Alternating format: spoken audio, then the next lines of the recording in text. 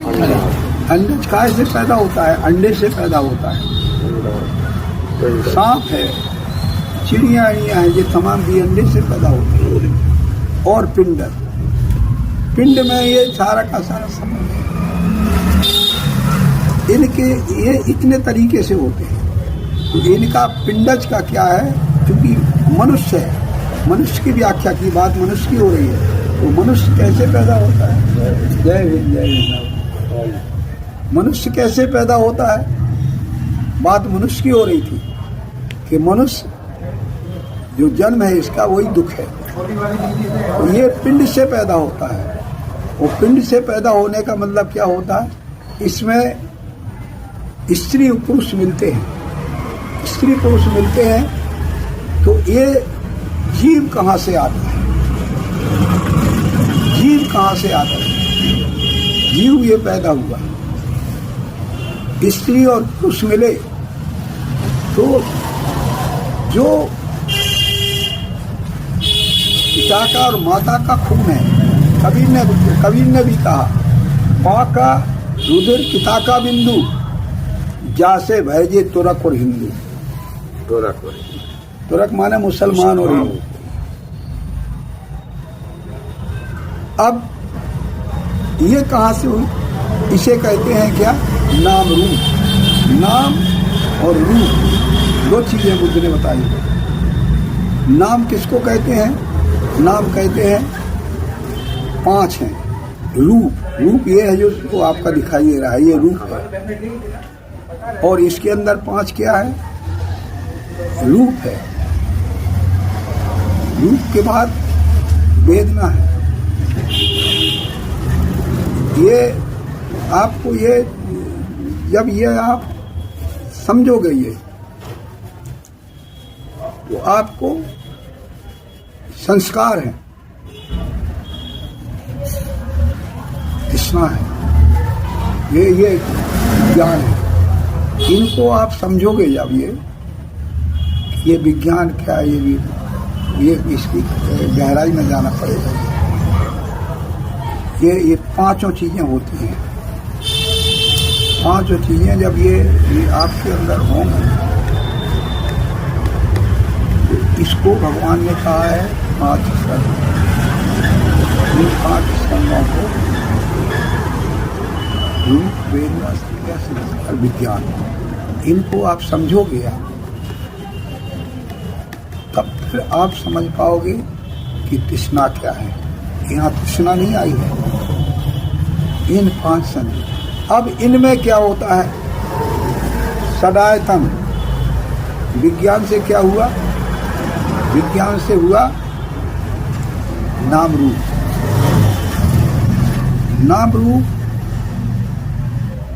नाम रूप 5 बताए हमने। अभी सीख नहीं पाओगे लेकिन बताए अभी। नाम रूप के बाद फिर होता है सदायतन। ये जाएगा पेट में, बच्चा पैदा होगा। बच्चा पैदा होने के बाद फिर उसके अब सदायतन में क्या होता है? सदायतन में 3 इंद्रियों का खेल है। अब इस शरीर के अंदर ये जो 5 स्कंदों का शरीर है, इसके अंदर 6 इंद्रियां होती हैं। इनके अंदर 6 इंद्रियां होती हैं। 6 इंद्रियां क्या है? 6 इंद्रियां है आँख, कान, नाक, जीभ, छूना और मन। इन 6 के अलावा 7वां कोई चीज नहीं है इस दुनिया में जिससे लोग अपना दिमाग गंदा करते हैं। वो दिमाग में इन इंद्रियों से ही चित्त निर्मल होता है, दूषित होता है। इन इंद्रियों के माध्यम से। नहीं आ रही समझ में बात? कठिन है और बहुत सरल है। आपके शरीर की व्याख्या कर रहे हैं बुद्ध। हम जो बात कर रहे हैं वो शरीर की बात कि इन 6 इंद्रियों के माध्यम से ही आपके अंदर ज्ञान आता है। आप पढ़ते हो, अक्षर ज्ञान कैसे होता है? आंख से।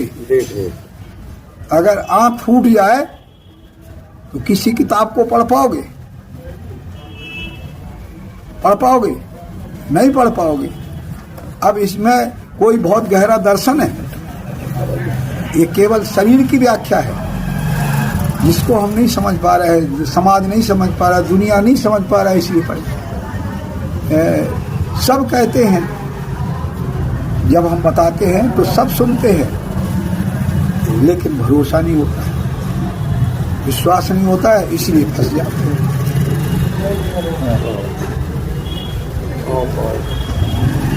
इससे फंस जाते हैं, इससे वे दूर चले जाते। अब आंख अगर जन्म से ही फूट जाए तो चित्त तक कोई आकार पहुंचेगा? नहीं पहुंचेगा। हाँ कर दिया सबने, सबके समझ में आ गया। अगर कान फूट जाए तो चित्त में किसी तरीके का शब्द आपको सुनाई देगा? नहीं देगा। कितनी गजब की खोज है। नाक अगर फूट जाए, नाक अगर टूट जाए तो दुनिया की किसी गंध की अनुभूति चित्त कर पाएगा? अनुभूति चित्त करता है, और इन इंद्रियों के माध्यम से चित्त तक बात पहुंचती है। अगर ये इंद्रियां समाप्त हो जाए पांचों, तो क्या आदमी मर जाएगा? आंख फूट जाए तो आदमी मर जाएगा? नहीं। कान फूट जाए तो आदमी मर जाएगा? नाक टूट जाए तो आदमी मर जाएगा? नहीं। और जीभ कट जाए तो क्या आदमी मर जाएगा? नहीं मरेगा, आदमी जिंदा रहेगा, लेकिन चित्त तक कोई बात नहीं पहुंचेगी। तो सिद्ध हो गया कि चित्त तक जो बात पहुंचती है वो इन इंद्रियों के माध्यम से पहुंचती है। ये भगवान बुद्ध की खोज है। अब चित्त तक कैसे बात पहुंचती है, इतनी बात आप समझ लो, आपका कल्याण हो जाएगा, आप दुख से मुक्त हो जाओगे। अब 6 आयतन हैं, 6 आयतन की बात कई बात इंद्रियों से पहुंचती है। अब इंद्रियों के विषय हैं।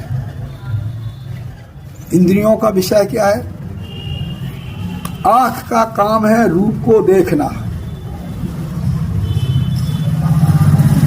अब सत्यानी, अब ये जो 6 षडायतन है, षडायतन कैसे दुख के कारण है? उस षडायतन से ही बुद्ध बनता है। षडायतन, अगर षडायतन कंट्रोल में है तो बुद्ध बन जाएगा, निर्माण प्राप्त कर लेगा। ये है बुद्ध, ये है बुद्धिज्म। आपको ज्ञान नहीं है, वो पहले हमने बता दिया। अगर आपका ज्ञान नहीं है और आप बुरे कर्म कर रहे हैं तो फिर बुद्ध के चाहे जैसा आप श्रद्धा करो, कुछ भी करो, आप दुख से मुक्ति नहीं पा पाओगे। दुख से मुक्ति कब पा पाओगे? जब पा पाओगे जब आप षडायतन समझ लोगे, और षडायतन से ही आप शील का पालन कर पाओगे, षडायतन से ही आप सद्मार्ग पर जा पाओगे। ये ज्ञान है। अब और क्या है, अब समझो इसको। इंद्रियों का काम समझ गया। अब इंद्रियां नहीं जाती चित्त के पास। हमने बताया कि अगर आंख फूट जाए तो चित्त तक कोई बात पहुंचेगी। तो आंख क्या करती है? आंख रूप देखती है, तो रूप का आकार पहुंचता है चित्त पर। जैसे कि कोई यंग लड़का है और वो बच्चलन है, तो उसने किसी सुंदर लड़की का रूप देखा, वो उसके चित्त में भर गया, आकार पहुंचा, ये करती है आँख काम। तो अब वो लड़के के चित्त में उस लड़की का रूप भर गया। अब वो उसके पीछे पड़ गया, उसका जबरदस्ती उसको पकड़ने में लग गया। पता चला उसके माँ बाप को, तो भाई आया ने गोली मार दी, ये चला गया, खत्म हो गया। ये वही लड़का जो बुद्ध कहते हैं कि आंख से रूप को देखो, लड़की को देखो, लेकिन बहन देखो, बहन के रूप में देखो। कामेशु भिक्षाचारा, अब पहुंचे उधर। जब आप रूप को देखोगे और उसको बहन देखोगे तो चित्त में वो बात जाएगी? नहीं जाएगी। बहन है, बेटी है, भाई नहीं चित्त में कृत होगा। तो भगवान क्या कह रहे हैं? भगवान कह रहे, कल बताया था कि आंख से किसी बेटी को देखो तो बेटी के समान देखो, बहन की उम्र के देखो तो बहन के समान देखो, और माँ की उम्र के तो माँ के समान देखो। किसका खेल है ये? किसका खेल है ये? आंख का खेल है। और किस पे असर पड़ रहा है ये? षड आयतन 3 हो, एक आयतन 6 इंद्रियों के 6 आयतन।